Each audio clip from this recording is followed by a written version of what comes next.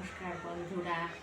আজ একাদশী, এই শুভ সকাল। তোমরা সবাই কেমন আছো? আমরা মোটামুটি ভালোই আছি। আজ আমার একাদশী। তোমরা কে কে একাদশী করো কমেন্টে জানিও। একাদশী করা ভালো। কিছুই রান্না এখনও কমপ্লিট করতে পারিনি।